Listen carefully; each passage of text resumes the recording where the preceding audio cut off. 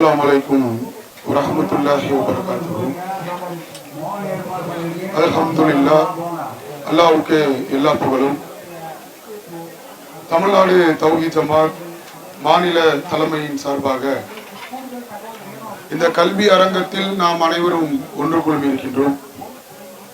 How to choose a career என்று சொல்லக்கூடிய ஒரு தலைப்பு.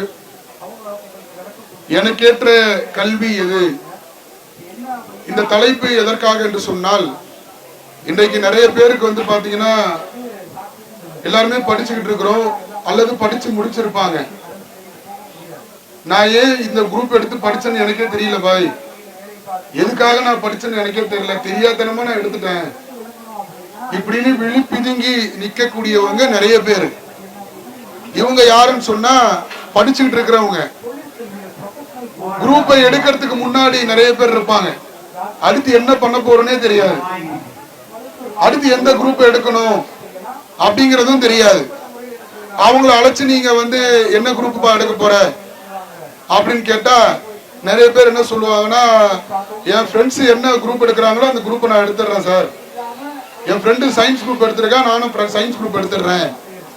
அப்ப இது எதுக்காக சொல்றேன்னா, இது மாதிரி பாடத்திட்டங்களை தேர்வு செய்து படித்து வாழ்க்கையில தோத்து போனவங்க தான் அதிகம்.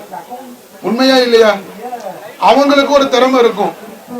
உதாரணத்திற்கு ஒருவருக்கு சொல்லி கொடுக்கறது நல்லா வரும் வைங்களேன், எல்லாருக்கும் நல்லா சொல்லி கொடுப்பாரு, இது ஒரு திறமை, அப்படிதானே? அப்ப இவர் என்னவா ஆகணும்? டீச்சரா போகணும். ஆனா அவர் என்னவா இருப்பாருன்னா போலீஸுக்கு போய் ட்ரெயின் பண்ணிருப்பாரு. போலீஸ்ல போய் அவர் ஓடுவாரு, ஓட முடியாது, மூச்சு இறைக்கும். ஏன்? எங்க அப்பா சொல்லிட்டாரு போலீஸ் ஆகணும்னு, அதனால ஆகுவாரு. புரியுதா உங்களுக்கு? என் ஃப்ரெண்டு போலீஸ் ஆகணும்னு நினைச்சான், நானும் அப்படியே வந்துட்டேன். அப்போ எதுக்கு படிக்கிறோம், ஏன் படிக்கிறோம், எந்த விதமான சிந்தனையுமே இல்லாம நம்ம வாழ்க்கையில நம்மளுடைய கெரியர் போகுது. இப்ப இந்த கெரியரை எப்படி செட் பண்றது? ஆல்ரெடி படிச்சுட்டு இருந்தவங்களா இருந்தாலும் சரி அல்லது படிச்சு முடிச்சவங்களா இருந்தாலும் சரி, உங்க வாழ்க்கையில கரியரை எப்படி நீங்க செட் பண்றது? ஏன்னா இது ரொம்ப முக்கியம் இல்ல. இத பத்தி நம்ம ஓரளவுக்கு தெரிஞ்சு வச்சுக்கிட்டோம்னு சொன்னா நிச்சயமாக நம்மளுடைய லைஃபுக்கு ரொம்ப யூஸ்ஃபுல்லா இருக்கும். சரியா? இப்ப கரியர்னா என்ன? கரியர்னா என்னன்னா ஒரு பர்டிகுலர் டிபார்ட்மெண்ட், ஏதாவது ஒரு department, police department, medical department, education department, ஏதாவது ஒரு ஐடி டிபார்ட்மெண்ட் சொல்லுவாங்கல்ல, தகவல் தொழில்நுட்பம், இப்படி ஏதாவது ஒரு டிபார்ட்மெண்ட்ல ஒரு அதிகமான, அதாவது நீண்ட நாட்களுக்கு தொடர்ச்சியாக செய்யக்கூடிய வேலைக்கு பெயர் தான் கரியர். நீங்க ஏதாவது ஒரு டிபார்ட்மெண்ட் சூஸ் பண்ணணும். இப்ப மெடிசனை சூஸ் பண்றீங்க, மருத்துவ டிபார்ட்மெண்ட், மெடிக்கல் டிபார்ட்மெண்ட் சூஸ் பண்ணிட்டீங்க, இல்ல போலீஸ் டிபார்ட்மெண்ட் சூஸ் பண்ணிட்டீங்க. போலீஸ் டிபார்ட்மெண்ட்ல வேலைகள் எப்படி இருக்கும்? கான்ஸ்டபிள்ல இருந்து ஐஜி வரைக்கும் இருக்கும், அப்படிதானே? கான்ஸ்டபிள்ல இருந்து ஐஜி வரைக்கும் டிசிக்னேஷன் இருக்கும், வேலைகள் இருக்கும், ஜாப்ஸ் இருக்கும்.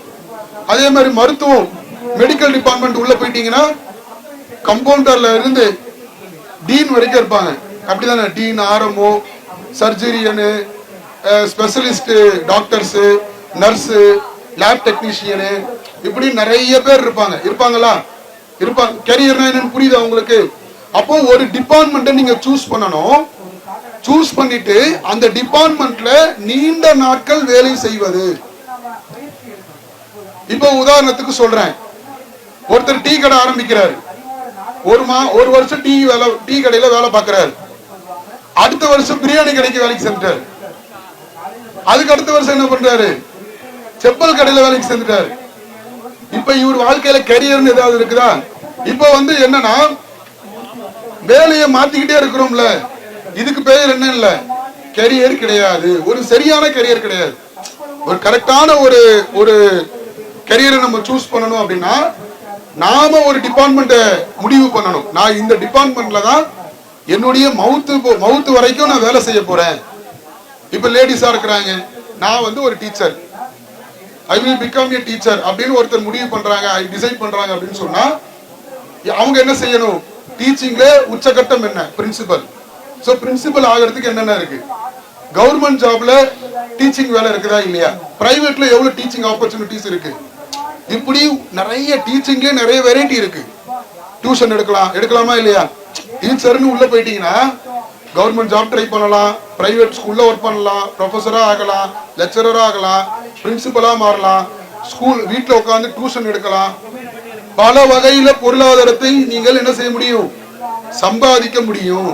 அப்போ நீங்க என்ன செய்யணும், முதல்ல என்ன செய்யணும், ஒரு கரியர், ஒரு ஃபீல்டை சூஸ் பண்ணணும். அது எது வேணா இருக்கலாம். ஒரு சப்போர்ட்டுக்கு வேணா ஒரு 2 கரியரை நீங்க சூஸ் பண்ணிக்கலாம். ஒரு அடிஷனலுக்கு என்ன பண்ணிக்கலாம், ஒரு 2 கரியரை நீங்க சூஸ் பண்ணி வச்சுக்கலாம். இப்போ ஒருத்தர் டாக்டர்னு சூஸ் பண்றாருன்னா அவர் என்ன பண்ணணும், டாக்டர்னு சூஸ் பண்றாங்க அப்படின்னு சொன்னா அவங்க வந்து சப்போர்ட்டுக்கு என்ன செய்யணும், இன்னொரு கரியரையும் வந்து சூஸ் பண்ணி வச்சுக்கணும். ஏன்னா இது இல்லைன்னா இன்னொன்னு போயிடணும். புரியுதா உங்களுக்கு? டாக்டர் ஆக முடியலன்னு சொல்லி என்ன பண்ணுவாங்க நிறைய பேரு, அதோட வந்து வாழ்க்கையே வெறுத்து போச்சு, அவ்வளவுதான், நம்ம வாழ்க்கையில எதுக்குமே பலன் இல்லை அப்படின்ட்டு அவங்க வாழ்க்கையை அப்படியே வந்து என்ன இருக்குதோ அதை எடுத்துக்கிட்டு போயிட்டே இருப்பாங்க. அப்ப இது ரொம்ப ரொம்ப முக்கியம். கரியர் சூஸ் பண்றது என்பது ரொம்ப ரொம்ப முக்கியம். சரி, இப்ப கரியர்னா என்ன? கரியர்னா என்னன்னு சொன்னா ஹெல்பிங் ஈச் அதர்ங்க, மற்றவர்களுக்கு உதவி செய்வதுதான் கரியர். இததான் நம்ம உலகம் முழுக்க இதான் நடந்துகிட்டு இருக்கு. உதாரணத்துக்கு சொல்றேன், ஒரு ஹாஸ்பிட்டலுக்கு போறோம், மருத்துவர் என்ன செய்யறாரு, ஊசி போடுறாரு, அவரு ஒரு பிரச்சனையை தீர்க்கிறாரு. பிரச்சனைன்னு வரவங்க என்ன பண்றாரு, தீர்த்து வைக்கிறாரு. ஒரு அட்வொகேட் கிட்ட போறோம், அவர் என்ன பண்ணுவாரு, நம்ம பிரச்சனையை தீர்த்து வைப்பாரு. போலீஸ் கிட்ட போறோம், போலீஸ் என்ன பண்ணுவாங்க, பிரச்சனையை தீர்த்து வைப்பாங்க.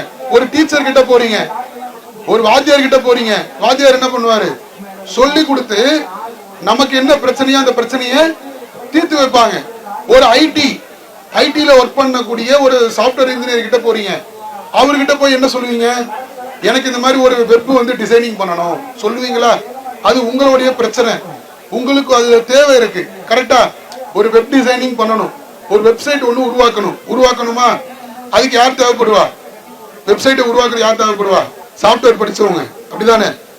மொபைல் ஆப்லாம் டெவலப் பண்றாங்கல்ல, அப்ளிகேஷன்லாம் டெவலப் பண்றாங்கல்ல, அப்ப சாஃப்ட்வேர் இன்ஜினியர் இல்ல சிஎஸ்சி படிக்கக்கூடிய மாணவர்கள் இவங்க தான் என்ன பண்ணுவாங்க, ஆப் டெவலப் பண்ணுவாங்க. அப்போ இந்த உலகத்துல நீங்க யாரை எடுத்தாலும் சரி, இந்த மைக்கை எடுத்துக்க, மைக் இப்ப செட் பண்றாங்கல்ல, இவங்க என்ன பண்றாங்க, நமக்கு உதவி பண்றாங்க.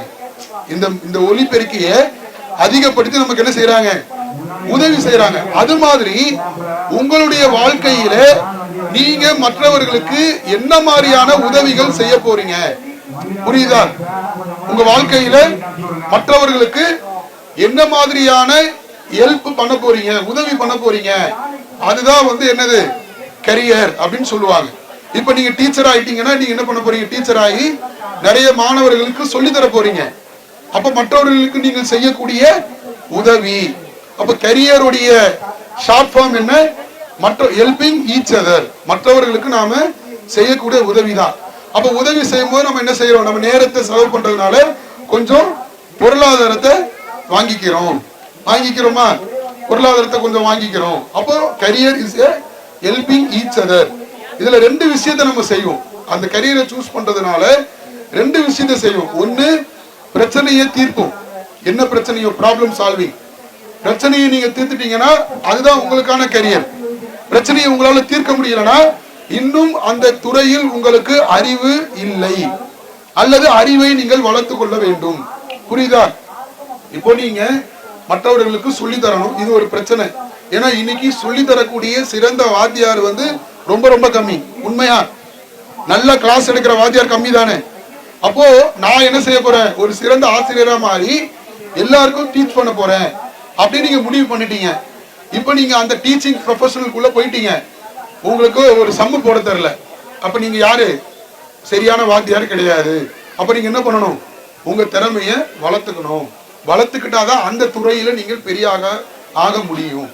புரியுதா உங்களுக்கு? நீங்க திறமையை வளர்த்துக்காம நான் வந்து மத்த வாத்தியார் மாதிரி புக்கை போய் ஒப்பிச்சுட்டு வந்துட்டேன்னு சொன்னா சம்பளம் கிடைக்கும், டெவலப்மெண்ட் என்ன பண்ண முடியாது, ஆக முடியாது. அப்ப கரியரை வந்து நம்ம முடிவு பண்ணிக்கணும். இப்ப இந்த கரியர்ல மிக மிக முக்கியமான ஒரு அம்சம் என்னன்னா ஸ்டடீஸ் தான். நம்ம என்ன படிக்கணும், ஏன்னா எல்லா தொழில்களுக்குமே வந்து படிப்பு வந்துருச்சு. எந்த துறையை எடுத்தாலும் சரி, நீங்க போட்டோகிராஃபி எடுத்தாலும் சரி, எதை எடுத்தாலுமே வந்து அதற்கு ஒரு படிப்பு இருக்கு. டீ எடுத்துட்டு சாதாரண டீ குடிக்கிறோம்ல, டீக்கு ஒரு படிப்பு இருக்கு.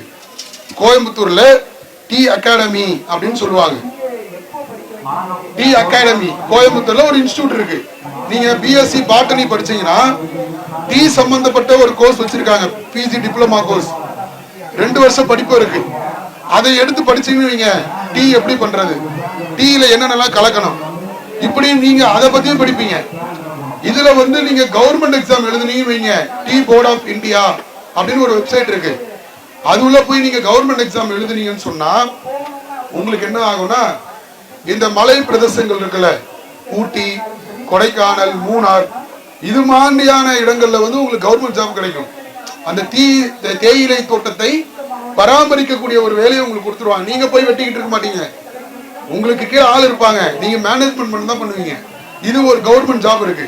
அப்ப எல்லாத்துக்குமே படிப்பு இருக்கு. இதுக்கு படிப்பு இல்ல, அதுக்கு படிப்பு இல்ல, நீங்க எதையுமே என்ன பண்ண முடியாது, ஒதுக்கவே முடியாது. கோடிக்கணக்கான படிப்புகள் இருக்கு.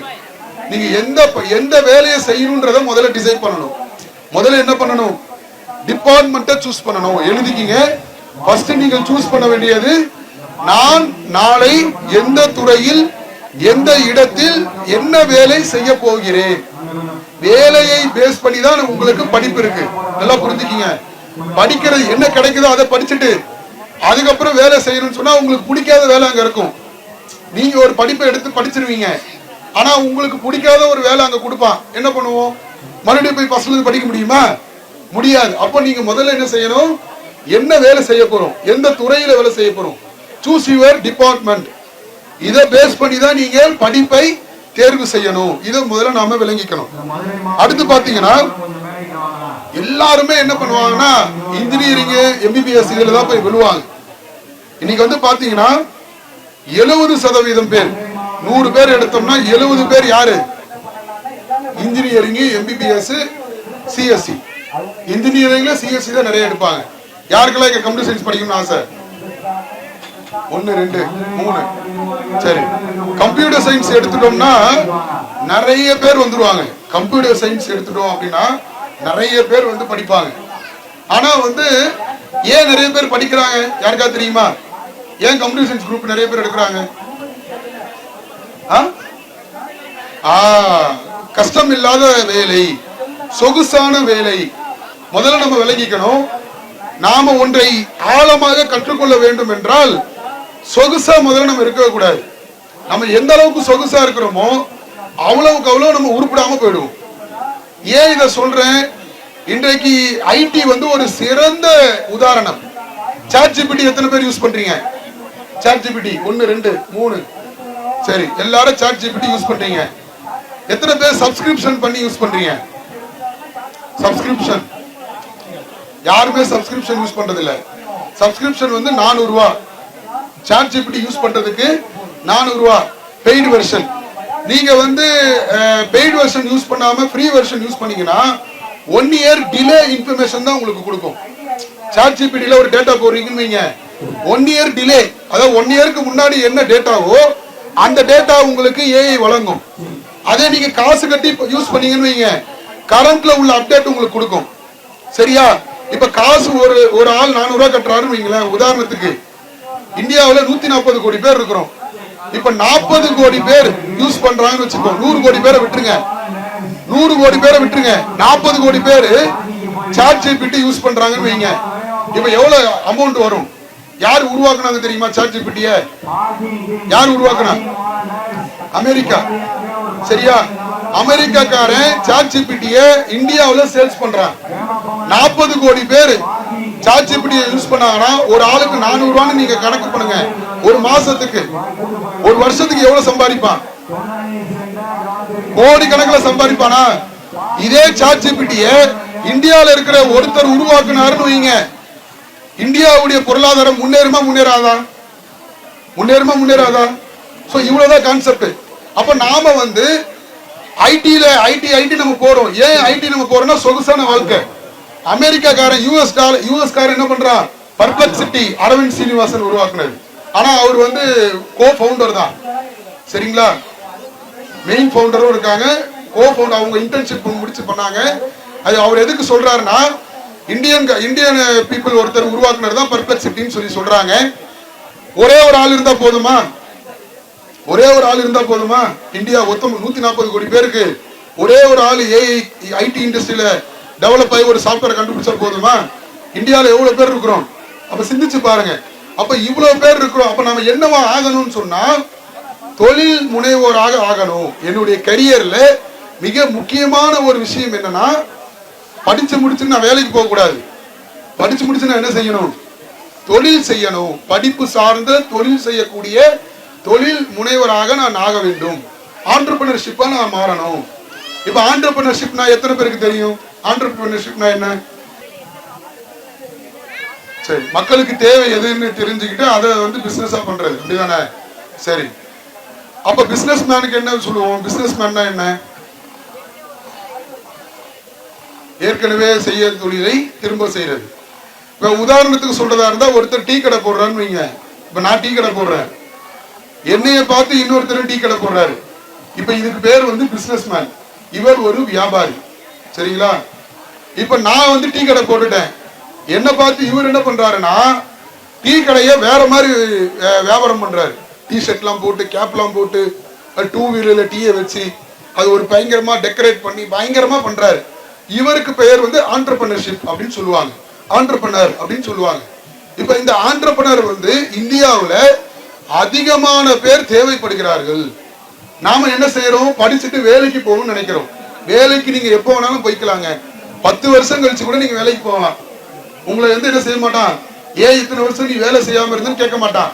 நீங்க நான் வந்து ஒரு பிசினஸ் மேன் அப்படின்னு சொன்னாலே உங்களை பார்க்கிற கண்ணோட்டமே வேற. அப்ப படித்து முடித்த பிறகு நீங்கள் என்ன செய்ய வேண்டும் என்றால் தொழில் செய்ய வேண்டும். தொழில் என்றால் என்ன? நம்ம சமுதாய மக்களுக்கு ஏற்கனவே தெரிந்த தொழில், அந்த தொழிலை நம்ம செய்யக்கூடாது. நாம என்ன செய்யணும்னா, நான் எந்த படிப்பை படித்தேனோ அது சார்ந்த தொழில்களை நான் அதிகமாக செய்யணும். இப்ப உதாரணத்திற்கு வேர் இஸ் மை ட்ரெயின் அப்படின்னு ஒரு ஆப் இருக்கு, தெரியுமா? இந்த ஆப்போடைய மதிப்பு எவ்வளவு தெரியுமா? கோடிக்கணக்கில். இந்த ஆப்பை ரெடி பண்ணவங்க வந்து பாத்தீங்கன்னா ஒரு சாஃப்ட்வேர் இன்ஜினியர் தான் ரெடி பண்றாங்க. இப்ப இந்தியாவில் இருக்கக்கூடிய பெரும்பான்மையான ஐடி ஊழியர்கள் எத்தனை பேர் சாஃப்ட்வேர் டெவலப் பண்ணிருக்காங்க சொல்லுங்க பாப்போம். என்ன சம்பளம்? ஏன்னா சம்பளம் கிடைக்குது, சொகுசான வாழ்க்கை கிடைக்குது, இவ்வளவுதான். அப்ப இப்படி நாம நம்மளுடைய வாழ்க்கையை என்ன பண்ணக்கூடாது, கொண்டு போக கூடாது. அப்போ நான் படித்து முடித்ததற்கு பிறகு செய்ய வேண்டிய இரண்டாவது வேலை தொழில் செய்ய வேண்டும். தொழில் முனைவராக நான் ஆக வேண்டும். அடுத்தபடியாக படிச்சு முடிச்ச உடனே வேலைக்கு தான் போகணும் அப்படின்னு கிடையாது. நிறைய ஆப்பர்ச்சுனிட்டிஸ் இருக்கு. கவர்மெண்ட் ஜாப் இருக்கு, பிரைவேட் ஜாப்ஸ் இருக்கு. கார்ப்பரேட்ல நீங்க முடிந்த அளவுக்கு உங்களுடைய வேலைகளை சேருவதற்கு நீங்கள் முயற்சி செய்ய வேண்டும். கார்ப்பரேட் கம்பெனில உங்களுக்கு அதிகமான சம்பளம் கொடுப்பாங்க. ஒரு சாதாரண ஒரு பிரைவேட் கம்பெனில நீங்க வேலைக்கு போனீங்கன்னா உங்களுக்கு கம்மியான சம்பளம் தான் வரும் அப்படின்றத முதல்ல புரிஞ்சுக்கணும். இது மூணாவது. அடுத்து பாத்தீங்கன்னா முடிந்த அளவுக்கு ஸ்டார்ட் அப் கம்பெனிஸ்ல நீங்க என்ன செய்யணும், வேலைக்கு ஜாயின் பண்ணணும். ஸ்டார்ட் அப் கம்பெனினா இப்பதான் அந்த பிசினஸ் வந்து ஸ்டார்ட் ஆயிருக்கும். ஏன் ஸ்டார்ட் அப் கம்பெனி உள்ள போக சொல்றோம்னா, அங்கதான் உங்களுக்கு எக்ஸ்போசர் கிடைக்கும், நிறைய அனுபவங்கள் உங்களுக்கு கிடைக்கும். ஏற்கனவே ஒரு கம்பெனி வந்து இருக்கு, அந்த கம்பெனில நான் வேலை செய்யறேன் அப்படின்னா அதுல உங்களுக்கு பெரிய அனுபவங்கள் கிடைக்காது. நீங்க எதுல அதிகமாக கவனம் செலுத்தணும்னா ஸ்டார்ட் அப் கம்பெனிஸ்ல நீங்க கவனம் செலுத்தணும். சரி, இப்ப அடுத்து வந்து எனக்கேற்ற கெரியர் என்ன, நான் எனக்கேற்ற படிப்பு என்ன, நான் எப்படி வந்து என்னுடைய படிப்பை, என்னுடைய ஆர்வத்தை நான் எப்படி தேர்வு செய்வது, எனக்கு எதுல ஆர்வம் இருக்கு அப்படிங்கறத நான் எப்படி தேர்வு செய்யறது அப்படின்னு பாத்தீங்கன்னா, இக்கிகாய் அப்படின்னு சொல்லக்கூடிய ஒரு மெத்தட் இருக்கு. சரிங்களா? இக்கிகாய் அப்படின்றது வந்து ஒரு ஜாப்பனீஸ் மெத்தட். இதை வந்து நீங்க நோட் பண்ணிக்கீங்க. இதுல 4 ஸ்டெப் இருக்கு. இப்ப வந்திருக்கிறவங்க யார் வேணாலும் ட்ரை பண்ணலாம். என்ன பண்ணணும் அப்படின்னு சொன்னா, முதல்ல வந்து உங்களுக்கு எந்த வேலை செய்ய பிடிக்குமோ, எந்த வேலையை உங்களுக்கு இலகுவாக வருமோ அந்த வேலையை நீங்க என்ன செய்யணும். அந்த வேலையை வந்து நீங்க என்ன பண்ணுங்க, நோட் பண்ணுங்க. இப்ப எனக்கு வந்து சொல்லி கொடுக்கறது பிடிக்கும், ரைட்டிங் வந்து வரும், நல்லா நான் எழுதுவேன் பாய், சூப்பரா எழுதுவேன், எனக்கு நல்லா டீச் பண்ண வரும், நான் சூப்பரா டீச் பண்ணுவேன், எனக்கு வந்து கோடிங் நல்லா வரும். இப்படி எந்த வேலை வந்து உங்களுக்கு இலகுவாக வருமோ, எனக்கு சமைக்கிறது நல்லா வரும், தப்பே கிடையாதுங்க. சமைக்கிறது கேவலமான படிப்பெல்லாம் கிடையாது. இன்னைக்கு நல்ல சமையல் உணவு, நல்ல சுவை மிகுந்த உணவை தேடிதானே நம்ம எல்லாரும் போறோம். இப்ப மதுரையை எடுத்துக்கிட்டீங்கன்னா மதுரை பரோட்டா. ஏன் பரோட்டா டேஸ்டா இருக்கும்? ஏன் அந்த பரோட்டா செய்யறவங்க டேஸ்டா செய்வாங்க. எங்க இருந்தாலுமே அந்த டேஸ்ட் நோக்கி ஓடுறோமா இல்லையா? அப்ப நல்ல சமையல்காரங்க தேவையா இல்லையா? சமையல் என்பது ஒரு கேவலமான கலை கிடையாது. அப்ப எதெல்லாம் உங்களுக்கு பிடிக்குமோ அதெல்லாம் எழுதுங்க. ஒரு நோட் எடுத்து அந்த நோட்ல வேற எதெல்லாம் எழுதக்கூடாது. உங்களுடைய பர்சனல் விஷயம் மட்டும்தான் இருக்கணும் டைரியில. அப்ப அதை எழுதுங்க. ஒரு 50 60 என்னென்ன வேலைகள் உங்களுக்கு வரும். அப்ப எந்த வேலையுமே உங்களால எழுத முடியலன்னா உங்களுடைய ஸ்கில் எவ்வளவு இருக்கு, உங்களுடைய கெப்பாசிட்டி என்னன்றது உங்களுக்கு தெரிஞ்சிடும். நமக்கு எந்த வேலையுமே தெரியல அப்படின்னு தெரியுமா தெரியாதா? எழுதும் போது தெரியும். ரைட்டிங் நமக்கு வரல, ஸ்பீச்சிங் வரல, ஸ்பீக் பண்றது வரல, அதே மாதிரி கம்யூனிகேஷன் நமக்கு வரல, எழுதும் போது உங்களுக்கு தெரிஞ்சிடும். இப்ப கார் ஓட்டுறதும் ஒரு வேலை தான். கார் ஓட்டுறது வேலையா இல்லையா? கார் ஓட்டுறது ஒரு வேலை. எனக்கு பைக் ஓட்டுறது ரொம்ப பிடிக்கும். பைக் ஓட்டுறதே எழுதுங்க, தப்பே கிடையாது. பைக்குனாலே எனக்கு ரொம்ப பிடிக்கும், தப்பே கிடையாது. கார்னாலே ரொம்ப பிடிக்கும், தப்பே கிடையாது. என்னென்ன வேலைகள் உங்களுக்கு செய்ய வருமோ அந்த வேலைகளை முதல்ல லிஸ்ட் அவுட் பண்ணுங்க. லிஸ்ட் அவுட் பண்ணிட்டு இப்ப ரெண்டாவது ஸ்டெப் என்னன்னு சொன்னா, அந்த வேலையில எதுல நான் ரொம்ப பெஸ்டா செய்வேன், எந்த வேலையை நான் ரொம்ப சூப்பரா செய்வேன், அதுல ஒரு 2-3 சூஸ் பண்ணுங்க. 50 எழுதிருவீங்க.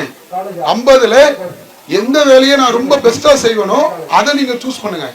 இப்ப சூஸ் பண்ணிட்டு அடுத்து என்ன செய்யணும்னா, இப்ப உதாரணத்துக்கு நான் வந்து சமையல் இல்ல கார் நான் சூஸ் பண்றேன்னு வைங்க. கார் ஓட்டுறது எனக்கு ரொம்ப பிடிக்கும் சார், கார் நான் சூப்பரா ஓட்டுவேன், கார்னாலே எனக்கு உசுரு, கார் மேல எனக்கு அவ்வளவு மோகம் அப்படின்னு நீங்க சொல்றீங்கன்னு வைங்க.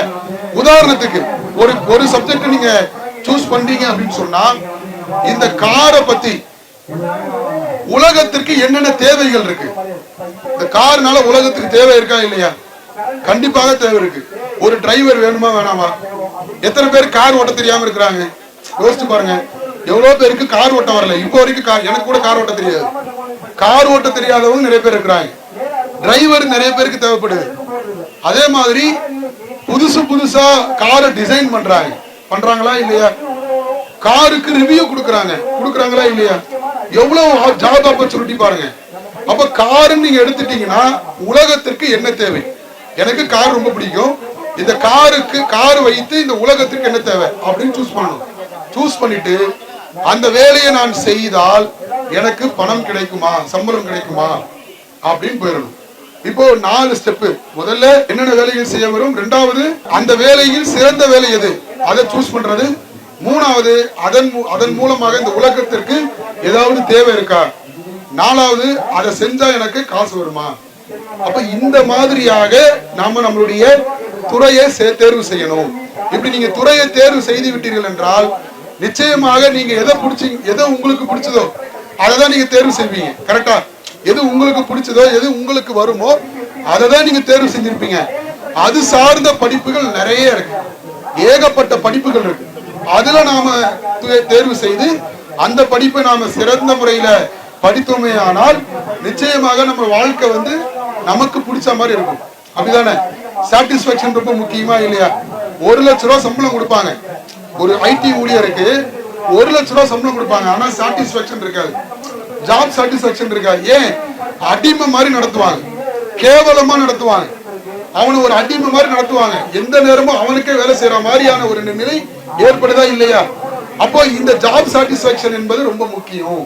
நான் படிச்சு முடிச்சுட்டு இந்த வேலை தான் செய்ய போறேன் அப்படிங்கிற அந்த தெளிவு உங்களிடத்துல இருந்தால்தான் உங்களால என்ன செய்ய முடியும். இப்ப சொன்னாங்களே போன் பாக்குறோம், போனுக்கு நிறைய நேரத்தை ஒதுக்குறோம். ஏன் எல்லாரும் போன் பாக்குறோம் தெரியுமா? போன் பாக்குறதுக்கான காரணம் யாருக்கா தெரியுமா? யாராவது ஒருத்தவங்க சொல்லுங்க. போன் ஏன் பாக்குறோம்? பொழுதுபோக்குக்காக பாக்குறோம், அப்படிதானே? பொழுதுபோக்குக்காக பாக்குறோம். ஆனா உண்மையான காரணம் என்னன்னா, போன் பாக்குற நேரத்துல வேற என்ன செய்யணும்னு எனக்கு தெரியல பாய், அதான் உண்மை. என்ன வேலை செய்யறது? எங்க வாப்பா கூப்பிட்டு 10 மணிக்கு, நான் 10 மணிக்கு போன் பார்த்துட்டு இருக்கேன். எங்க வாப்பா போனை பார்க்க அதை கீழே வைன்றாரு. சரி நான் வச்சுட்டேன், இப்ப நான் என்ன செய்யறது? கேள்வி வருதா? போனை வச்சுட்டு என்ன பண்ணணும் சொல்லுங்க. அப்ப நமக்கான ஒரு பாதையை தேர்வு செய்யும் பொழுது என்ன பண்ணணும் என்பது அந்த அச்சீவ்மெண்ட், அந்த கோல் உங்களுக்கு கட்டுத்தரும். நான் இதை நோக்கி போக போறேன் அப்படின்னு நீங்க டிசைட் பண்ணும்போது உங்களுக்கு ஆட்டோமேட்டிக்கா என்ன வரும்? இந்த ஸ்கில்லை நம்ம டெவலப் பண்ணிக்கணும், இந்த அறிவை டெவலப் பண்ணிக்கணும். வருமா வராதா? அப்ப போன் பார்க்கறத நீங்க குறைப்பீங்க. போன் பார்க்காம இருக்கவே முடியாது. எப்ப இருக்க முடியும் என்றால் நான் என்ன வேலை செய்யணும் என்கின்ற அந்த திட்டமிடல் எனக்கு இருந்தால் நேரத்தை நான் என்ன செய்ய மாட்டேன், செலவழிக்க மாட்டேன், வேஸ்ட் பண்ண மாட்டேன். அப்ப போன் பார்க்கறதுக்கான காரணம் இதான். அந்த நேரத்துல என்ன வேலை செய்யணும்ன்றது எனக்கு தெரியல. அப்ப கெரியரை இப்படிதான் நீங்க சூஸ் பண்ணணும். இன்ஷா அல்லாஹ் இதோட இந்த இரண்டாவது அமர்வு முடிவடைகின்றது. அல்லாஹு அக்பர், அல்லாஹு அக்பர்.